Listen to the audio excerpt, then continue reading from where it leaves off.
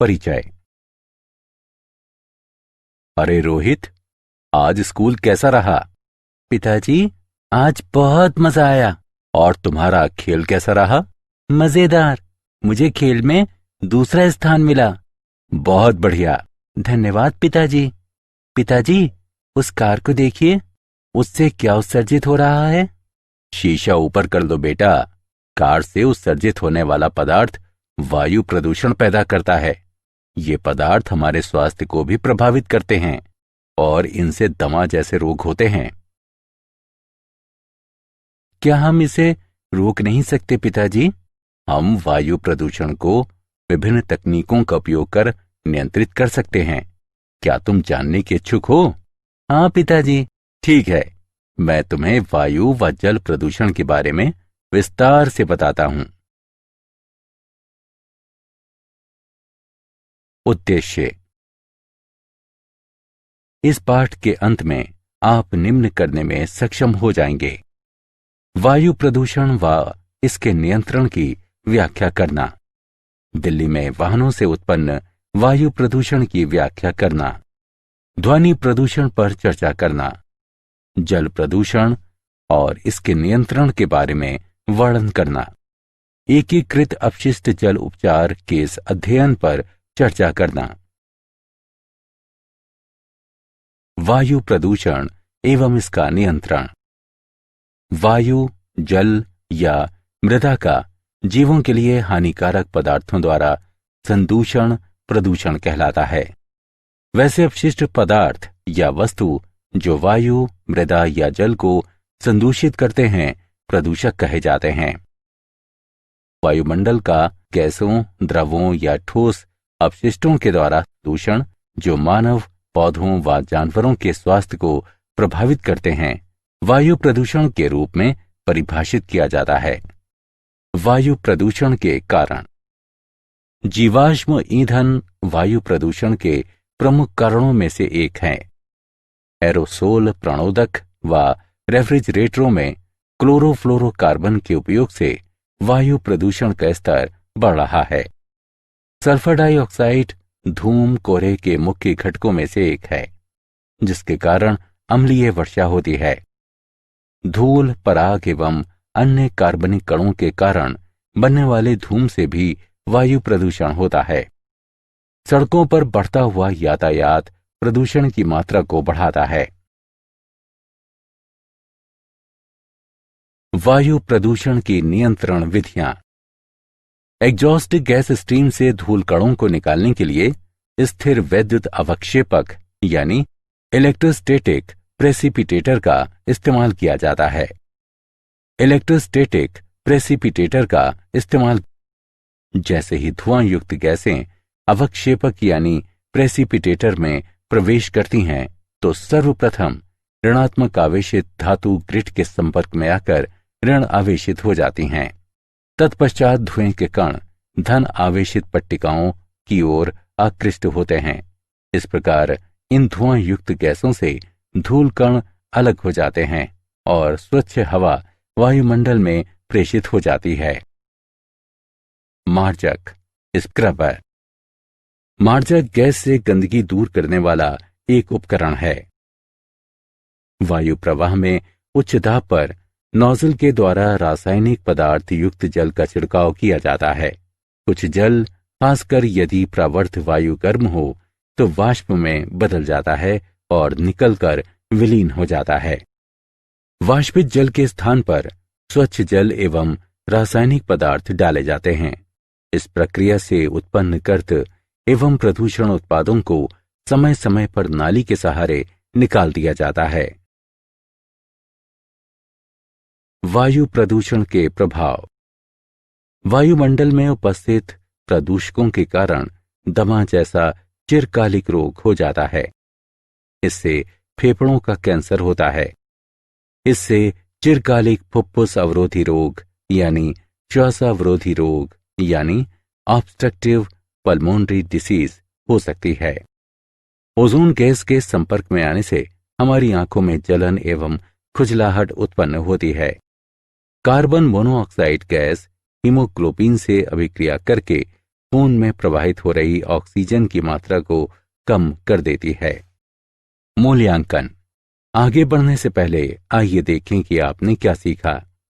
सही विकल्प को उठाकर उसके संगत स्थान पर रखें।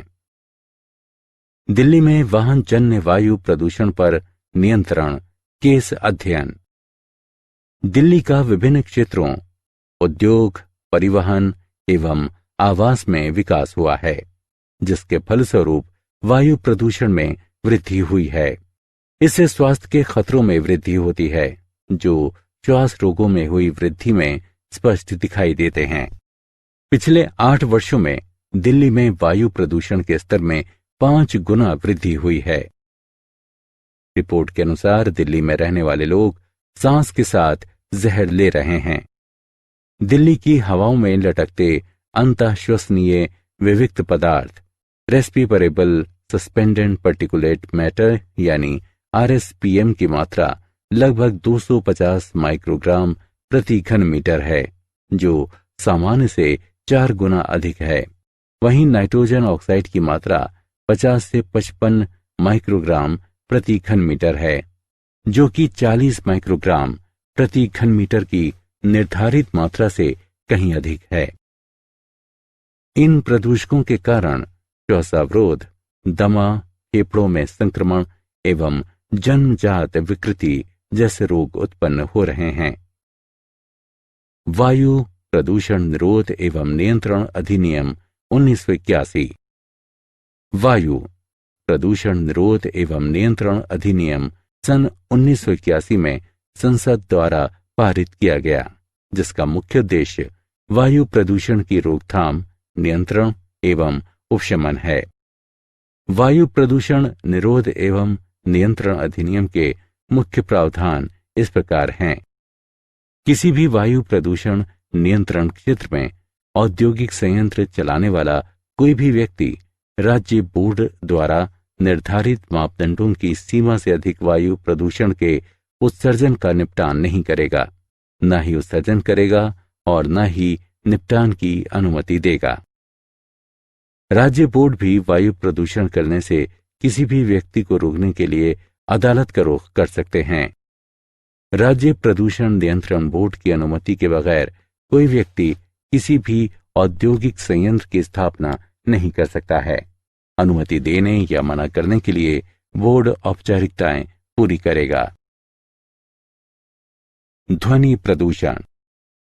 ध्वनि प्रदूषण से तात्पर्य वायुमंडल में मानव द्वारा उत्पन्न की गई उन ध्वनियों से है जिनसे मनुष्य अथवा अन्य प्राणियों के स्वास्थ्य पर बुरा प्रभाव पड़ता है। ध्वनि प्रदूषण के प्रमुख स्रोतों में से कुछ इस प्रकार हैं। यातायात। शहरी क्षेत्रों में ध्वनि प्रदूषण का ये मुख्य स्रोत है। सड़कों पर यातायात में दिनादिन वृद्धि हो रही है। Railway station. रेल का इंजन ध्वनि प्रदूषण का एक मुख्य स्रोत है। रेलों की शंटिंग एवं स्विचिंग क्रियाकलापों से ध्वनि प्रदूषण के स्तर में वृद्धि हो रही है। ध्वनि प्रदूषण के स्रोत। औद्योगिक स्रोत। किसी उद्योग में प्रयुक्त मशीनें ध्वनि प्रदूषण का एक बहुत बड़ा स्रोत हैं। क्योंकि पेड़ ध्वनि को समाहित कर लेते हैं, इसलिए ध्वनि को कम करने हेतु उद्योग परिसर में वृक्षारोपण करने की अनुशंसा की जाती है। अन्य स्रोत। बॉयलर, कंप्रेसर, जनरेटर जैसे उपकरण भी कुछ हद तक ध्वनि प्रदूषण के कारक हैं। जल प्रदूषण एवं उस पर नियंत्रण। प्राकृतिक जल स्रोतों में हानिकारक रसायनों के मिल जाने की परिघटना को जल प्रदूषण कहते हैं। जल प्रदूषण के कई स्रोत हैं। नदियों में छोड़ा गया शहरों का जल एवं औद्योगिक अपशिष्ट प्रमुख स्रोत हैं। अपशिष्ट जल के केवल 10% का शोधन किया जाता है। शेष जल जलाशयों में छोड़ दिया जाता है। नदियों में गिरने वाला कृषि अपवाह और खेतों का पानी जल प्रदूषण का एक अन्य कारक है, क्योंकि इसमें रासायनिक और नाशी जीव मारक पदार्थ होते हैं। घरेलू अपजल और औद्योगिक बहिस्रावी पदार्थ। घरों से उपयोग के बाद फेंका हुआ जल घरेलू मल जल कहलाता है। इसे सैनिटरी सीवेज भी कहते हैं। इस मल जल में लंबित पदार्थों के साथ साथ कई प्रकार की घुलनशील गंदी वस्तुएं भी होती हैं। इन गंदी वस्तुओं में जैव पदार्थ तथा पौधों के पोषक पदार्थ होते हैं। भोजन और सब्जी के अपशिष्ट इसके मुख्य जैव पदार्थ हैं और पादप पोषक पदार्थों का मुख्य स्रोत रासायनिक साबुन एवं वॉशिंग पाउडर इत्यादि हैं। घरेलू मलजल का निपटान एक गंभीर समस्या है। जैव रासायनिक ऑक्सीजन की आवश्यकता। सूक्ष्म जीवों द्वारा जैविक पदार्थ के अपघटन के लिए वांछित ऑक्सीजन की मात्रा को बायोकेमिकल ऑक्सीजन डिमांड या जैव रासायनिक ऑक्सीजन आवश्यकता कहते हैं। जैव रासायनिक ऑक्सीजन आवश्यकता की सहायता से उस जैव पदार्थ की मात्रा को मापा जाता है जो मल जल में अपघटित हो सकता है। ये मल जल शोधन संयंत्र के निर्माण का सर्वाधिक महत्वपूर्ण पैरामीटर है। घुलित ऑक्सीजन जल की गुणवत्ता के निर्धारण का एक महत्वपूर्ण कारक है। घुलित ऑक्सीजन की सांद्रता जितनी अधिक होगी, जल की गुणवत्ता उतनी ही अच्छी होगी। जैव आवर्धन। जैव आवर्धन यानी बायोमैग्निफिकेशन वह प्रक्रिया है जिसके द्वारा बृहद रूप से सांद्रित नाशी जीव मारक डाइक्लोरो डाइफिनाइल ट्राइक्लोरोएथीन यानी डीडीटी जैसे खास रासायनिक पदार्थों को आहार श्रृंखला के शीर्ष के प्राणियों को पहुंचाया जाता है। उदाहरण, हर पोषी स्तर पर डीडीटी की सांद्रता में वृद्धि, जैसा कि रेखा लेख यानी डायग्राम में दिखाया गया है। सुपोषण। जल के पुष्टिकारक गुणों के संवर्धन की प्रक्रिया जिसके फलस्वरूप अक्सर प्रजाति विविधता बिगड़ जाती है, सुपोषण कहलाती है। जलाशयों में अजैव यौगिकों के मिलने और जैव अपशिष्ट पदार्थों के अपघटन से जल की पौष्टिकता में वृद्धि होती है। इसके फलस्वरूप शैवाल, खासकर नीलाभ हरे शैवाल का विकास तेजी से होता है और ये जल की सतह को पूरी तरह से आच्छादित कर सकता है। शैवाल के इस विकास को शैवाल प्रस्फुटन कहा जाता है। शैवाल का ये प्रस्फुटन जल में अक्सर विषाक्त पदार्थ छोड़ता है और अन्य शैवाल के विकास को रोकता है। विषाक्तता या ऑक्सीजन की कमी से जलीय जीव मर भी सकते हैं। मूल्यांकन। आगे बढ़ने से पहले आइए देखें आपने क्या सीखा। सही विकल्प को उठाकर उसके संगत स्थान पर रखें। औद्योगिक बहिस्रावी पदार्थ। औद्योगिक बहिस्रावी पदार्थ औद्योगिक कार्यों के फलस्वरूप पैदा होने वाला अपजल है। औद्योगिक अपशिष्ट में जैव और अजैव दोनों पदार्थ होते हैं। जैव अपशिष्ट पदार्थों में नाशी जीवों के अवशेष, विलायक एवं साफ सफाई के तरल पदार्थ आते हैं। बहिस्रावी पदार्थों में अजैव अपशिष्ट पदार्थ हो सकते हैं, जैसे लवण जल और धातुएं। जल प्रदूषण के प्रभाव। प्रदूषित जल पीने, मनोरंजन, खेती और उद्योग के योग्य नहीं होता। ये झीलों और नदियों की सुंदरता को धूमिल करता है।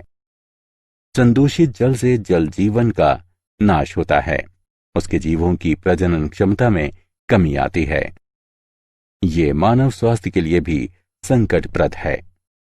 एकीकृत अपशिष्ट जल उपचार केस अध्ययन। अपशिष्ट जल उपचार एकीकृत ढंग से किया जा सकता है। अब जल के शोधन से पर्यावरणीय प्रतिक्रियाएं होती हैं जो मानव कल्याण के लिए उचित नहीं है।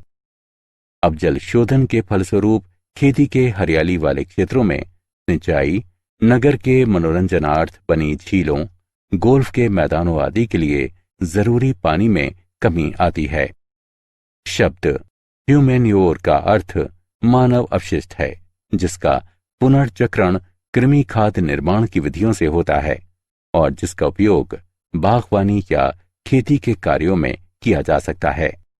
क्या आप जानते हैं 18 अक्टूबर सन 2012 को 14:36 पर कोलकाता से जारी रिपोर्ट में कहा गया है, पश्चिम बंगाल प्रदूषण नियंत्रण बोर्ड, जो 12 बुनियादी मानकों की निगरानी करता रहा है, के अनुसार पश्चिम बंगाल के नगरों में वायु की गुणवत्ता निर्धारित सीमाओं के भीतर है।